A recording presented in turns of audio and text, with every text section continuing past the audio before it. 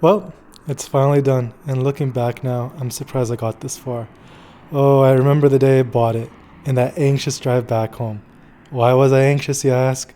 Because I didn't know how to drive stick. Usually, people have their parents or friends teach them.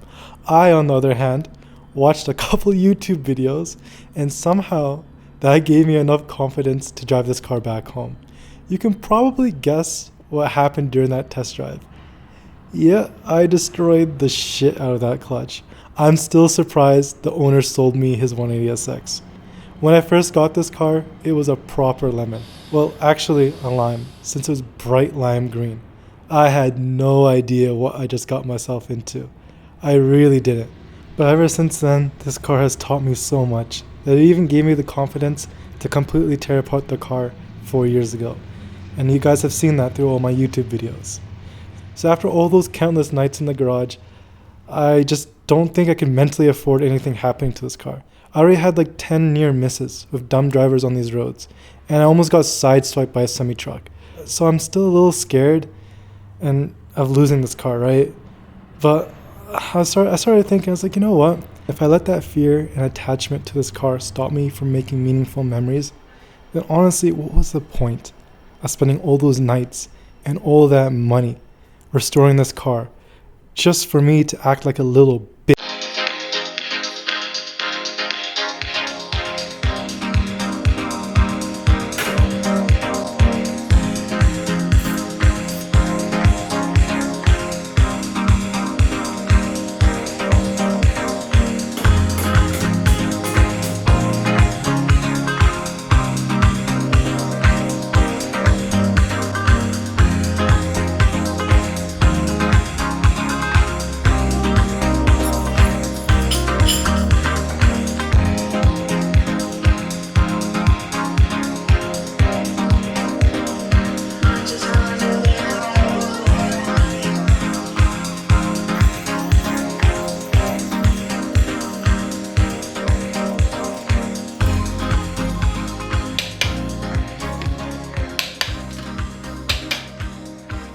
So, in the first month, I clocked about 3,000 kilometers, and I honestly could not be happier. Although there are some things I wish were avoided, like for example, the front chain cover, it's sweating oil a little bit, and it's a known problem when rebuilding SR20s. To avoid this, all you needed to do was just deck the block with the front chain cover installed. I'm guessing the machine shop didn't know about this, but it is what it is. I'm not trying to start off this video by criticizing the tuners or machine shop. Things do happen, and it is what it is. Usually if an engine is built wrong, these catch cans would be filling up, but in my case, they're completely dry, so I'm pretty confident in this build. And the guys at Rev Performance really put their heart into this. Like, don't get me wrong, I had some, pretty sketchy mechanical work that I did on my own, which they corrected. And to be honest, the engine bay would not be this clean without their input. And then the ride height. I wish I can lower it a bit more, but something I'll address over the winter break. And you see this? This is referred to as a ghost line. To keep it simple, fiberglass and metal, they expand and contract differently depending on the temperature, right? So after a few weeks of driving under the summer heat, this faint line started to appear where I basically molded the kit. But honestly, it's hard to really notice unless you have an eye for it. And already, my paint has cracked.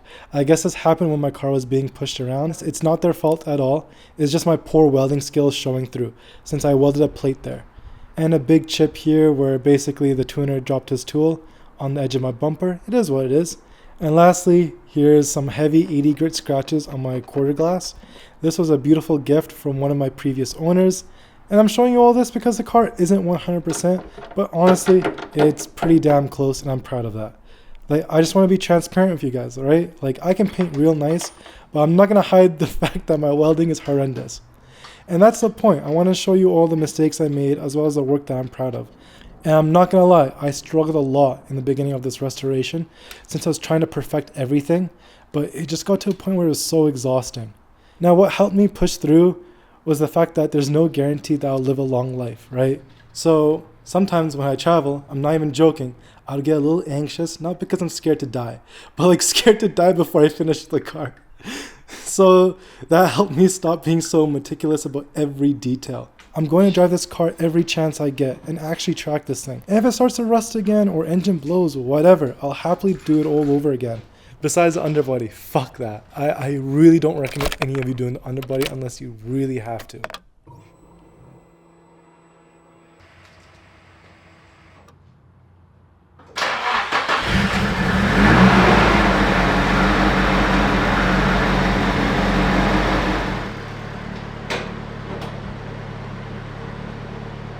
So what makes this car special to me? It's the memories, and it just so happens that this was a car that created most of them. Fucking. I know it sounds a little cliche, but it is what it is. By the way, guys, these videos were all captured about maybe 3-4 months ago, so I still felt a little awkward recording, and my audio might not be as crisp, but honestly, I think I did a good job making this video enjoyable for you guys to watch. So enjoy it, and I'll see you guys around. Be focusing or whatever. Okay, I don't know. Or like on the wheel. Yeah. Okay, yeah, I'd be like that.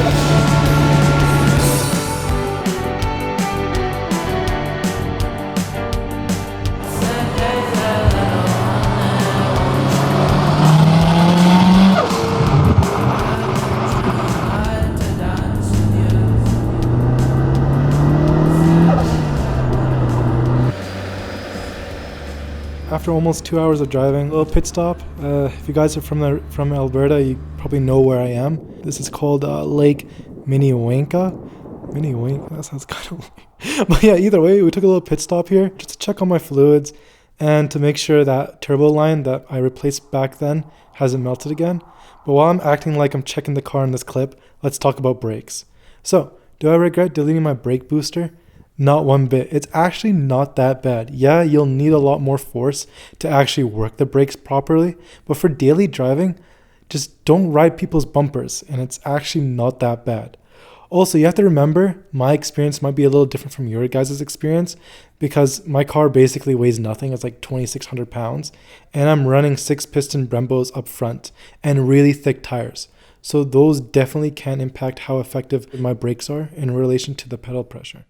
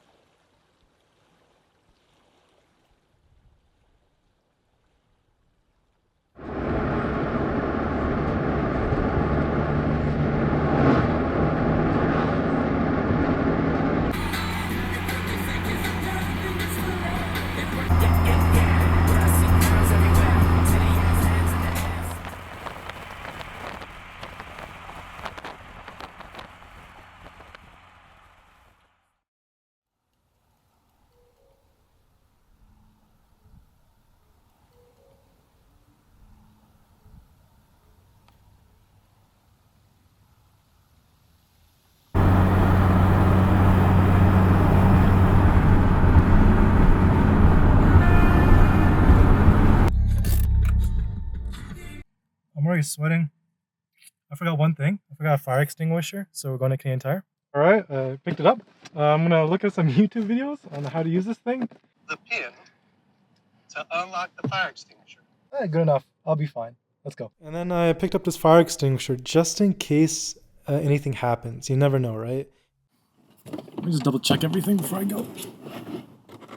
And again, I'm checking the engine here because I'm still anxious. Even though I fully restored this car, it's just a habit.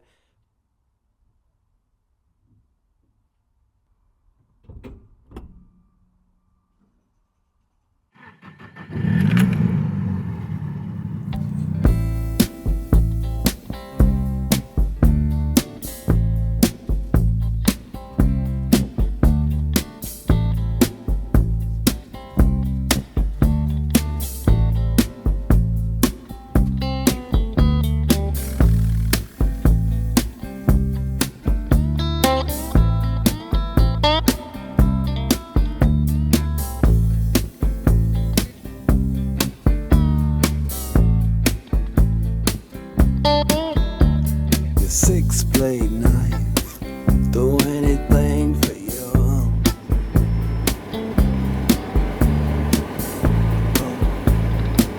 Anything you wanna do.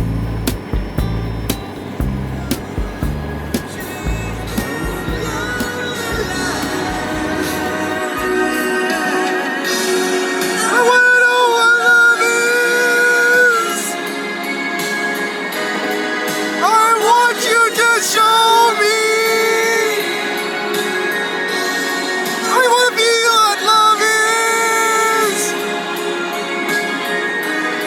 I want you to show me.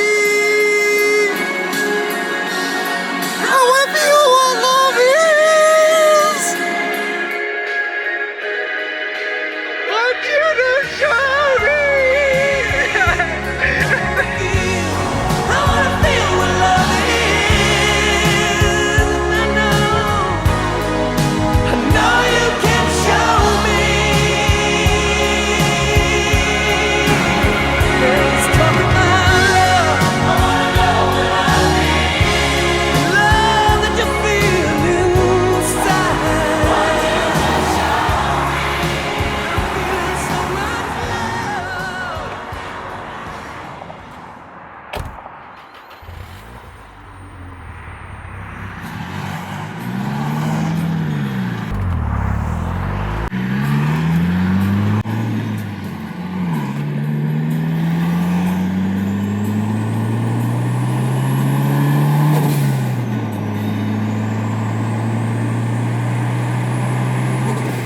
Alright, let's get a little quick pit stop, get some nice coffee.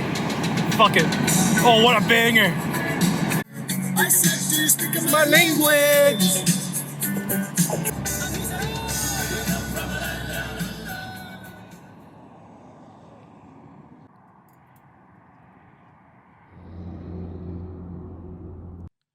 Alright, so now the hard part is driving this thing at night with other dangerous people on the road. Hopefully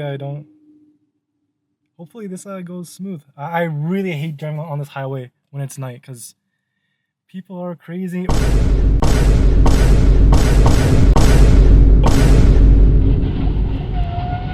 Or a deer decides to kill himself today. We'll see. You guys want to see what I have for lights? It's just this and this. I'm fucked. I lost my wallet. I couldn't fucking find it. And look where it is. Oh my god. Fucking idiot.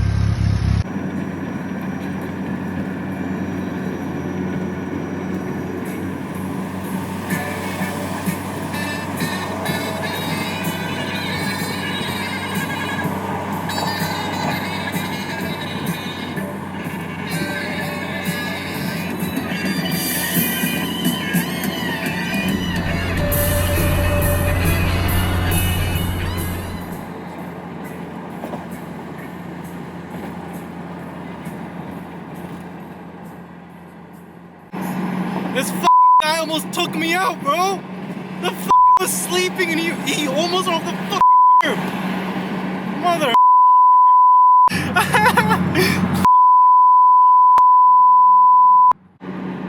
Okay, without swearing so much, that guy almost went off roading with his RV or whatever the hell that is. He was like maybe like 2 car lengths in front of me, man. I had to swerve, and hopefully I didn't get any rock chips from that, man. The guy kicked up so much gravel. Yo, star boy, or you wanna be a motherfucking funny guy? Don't make me break your Kevin Hart, boy. Yeah, it's whatever. You know, feeling good, living better.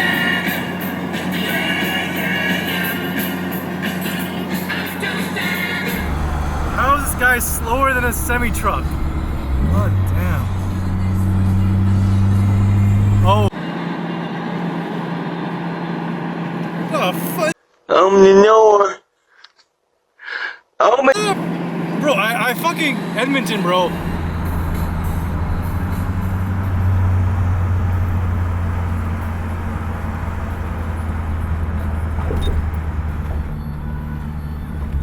Oh my god, the roads.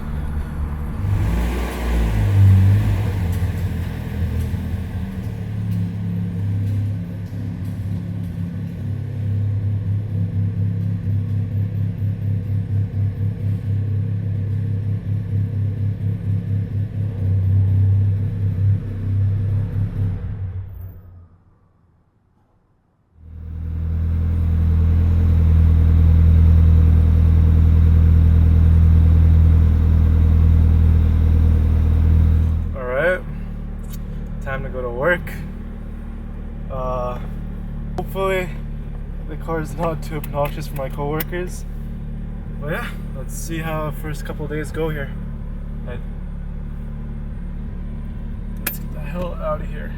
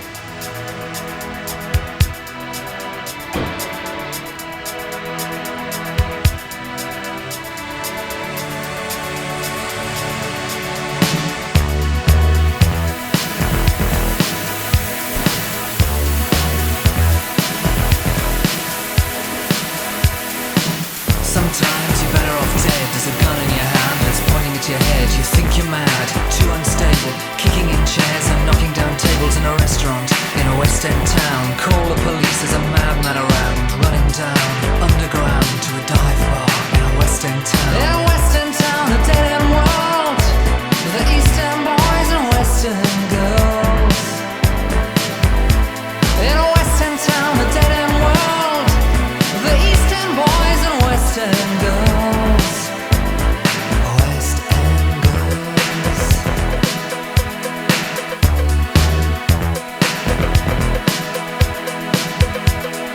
Too many shadows, whispering voices, faces on posters, too many choices. If, when, why, what, how much have you got? Have you got it, do you get it? If so, how often? Which do you choose, a hard or soft option? In a West End town, a dead end world, the East End boys and West End girls.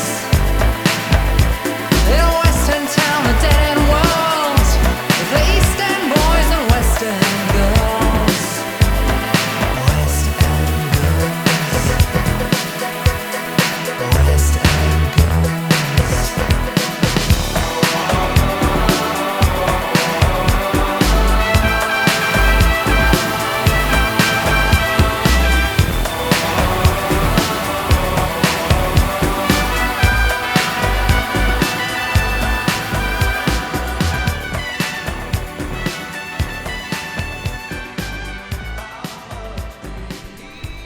I hope you guys enjoyed that little edit. This was supposed to be like an ASMR type of car wash, but this song came up in my music rotation, and as you see, kind of influenced these clips.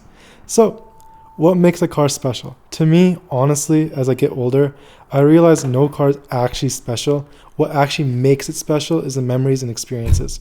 Let's say I never changed, and I was still afraid of something happening to this car, right? Then honestly, I wouldn't have brought this to Edmonton. And ever since I came here, every day I had so many different types of interactions. And why does that even matter, right? Because I'm literally an introvert. I love to be alone. I'm really shy, and I like to be to myself, right? Like, I can interact with people no problem, but it's just like if I don't have to interact with someone, I don't, right? So this car puts me into situations where it forces me to like come out of that shell. Yeah, the conversation always starts about me and my car, but a couple minutes later, I'm learning about someone I didn't even know existed, their story, their goals, and not gonna lie, in the end, I feel happier. And then later this week, I came across this note that was left on my windshield, and now I'm driving to go meet up with him. Oh, it was $900 for one motor. No. I was like, are you serious, bro? Like, Yeah, see, from a higher angle, my ride height doesn't look that bad. So it's like, whatever. yeah, I'm a big Ferrari fan. Like, Enzo's my favorite. That's my dream car. The Enzo's nice. It just...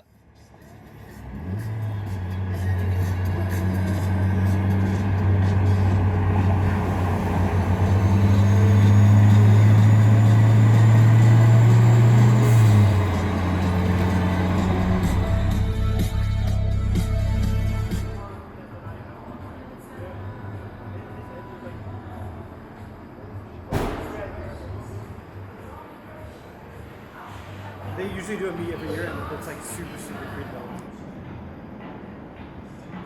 So this was Mo and his MR2.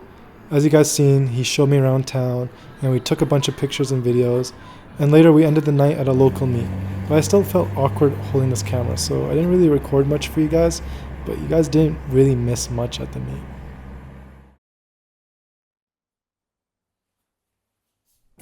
So, with all the modifications I've done, what's it actually like to drive my 186?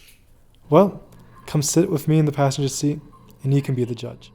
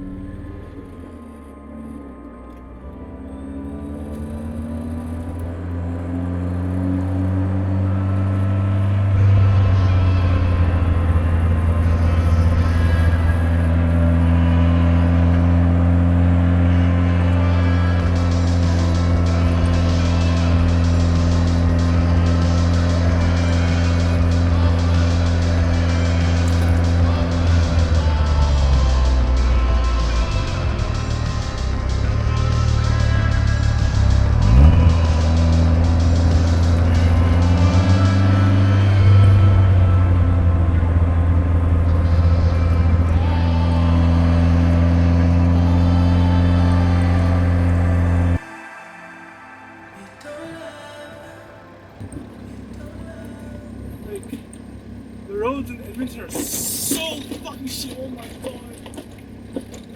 Oh my god. It gets worse. It gets worse. I love these roads. It's not even a main road. I don't know why it's so shit. Fuck.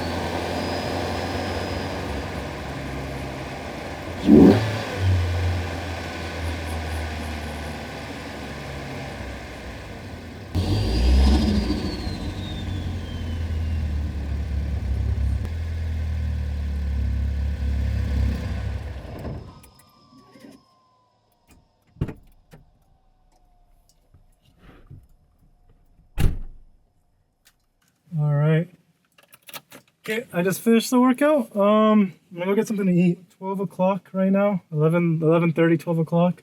So all that's open is like shitty food, but it's okay. I didn't eat anything today, so it doesn't matter. I need the calories.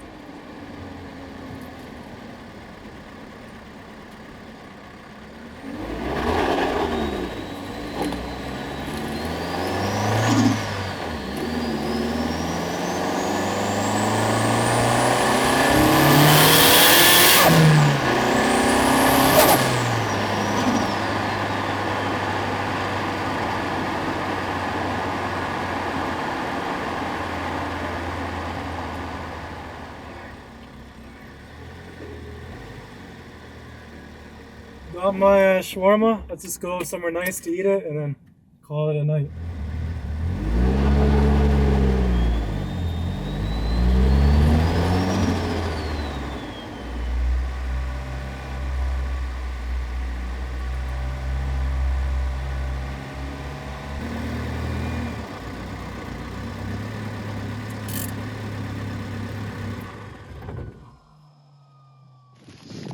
It took a while to get to this spot, so my shawarma got a little cold. So I'm letting it cook a little bit. I'll just press the hood on it a little bit, and we'll give that like 5 minutes.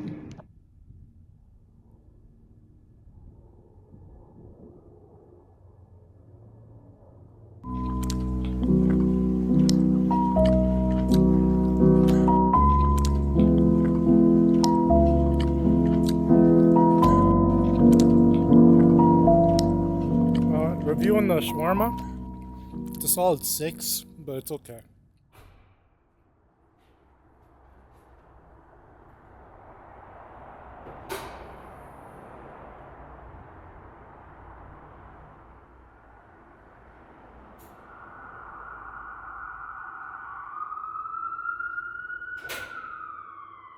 This car hates cold starts, but let's see how it handles this one.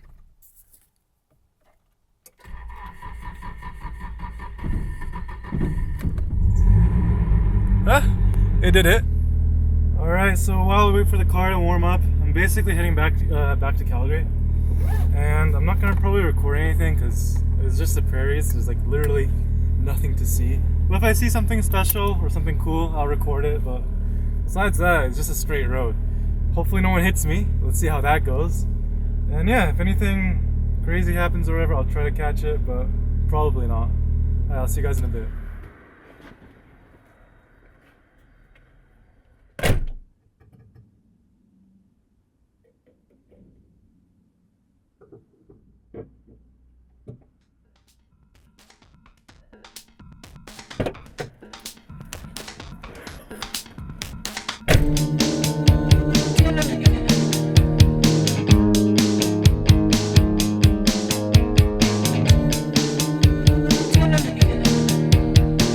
Shakedown 1979. Cool kids never have the time.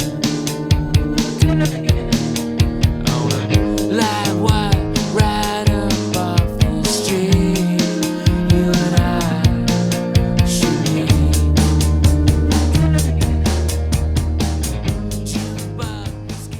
Hey guys, so we made it to Red Deer, and honestly, I didn't really record much because honestly, something little happened, just a little thing happened. So basically, it looked like a little piece of rock went in between my dust cover and my rotor. So there's like a loud screeching sound in the rear end, and I thought it was something more major. So I pulled over to the side of the highway, and this was like a three-lane highway, so there's a lot of space. So I pulled over to the all the way to the far right, pulled in, started checking out the car, and keep in mind, no one's giving me space to look around the car. Everyone's like up my ass. It's like usually when you see a car on the side of the road that's like, stopped, usually, give space, but no one gave me space. It's like, whatever, either way, whatever. I figured it was a rock because nothing seemed wrong. Everything seemed fine. Nothing was loose. No bolts were on the ground or anything. So I was like, fuck it. I think we're good. So I started pulling off, and so yeah, basically, like I figured that there was no issues wrong with the car. I was like, fuck it. let's just go back on the road and we should be fine. So I was like waiting there for like about 2-3 minutes because the highway is really crowded, right? So I was waiting 2-3 minutes. No one's giving me space. No one's doing anything. I was like, whatever, it's fine. Like either way, they don't have to give me space, whatever.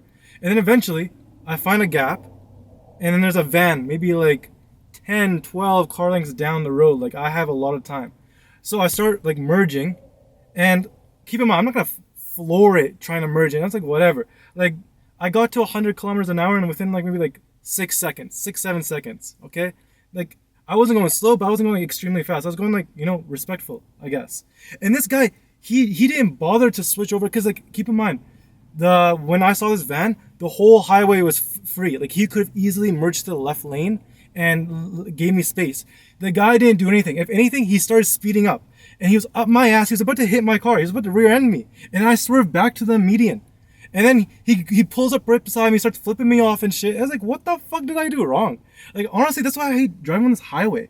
Like, I feel like I'm overreacting, but like, yo, some people on this highway are straight up fucking cunts. I can understand why there's always deaths on this highway. It's a fucking straight road. And like, I'm working on my car, I'm trying to diagnose something in the car. No one's giving me space to like let me go around the car freely. Everyone's like up my, like, bro, I can literally feel the cars whizzing by.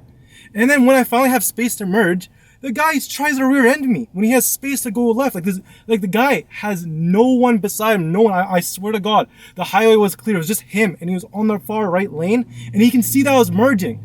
But then I started thinking, I was like, maybe this guy was on his phone and didn't see that I was literally trying to get back in the highway.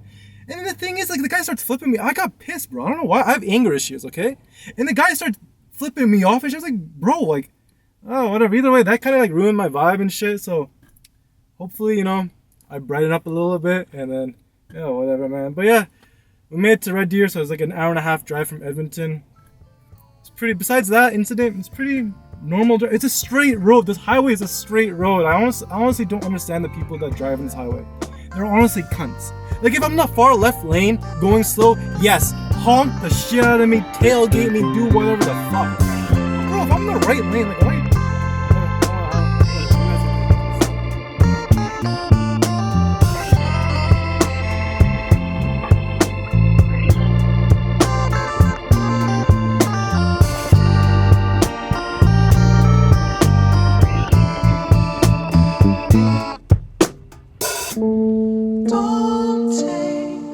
There was a time before you, and there will be a time after you. Though these bodies are not our home, walk tall, little one. Walk tall.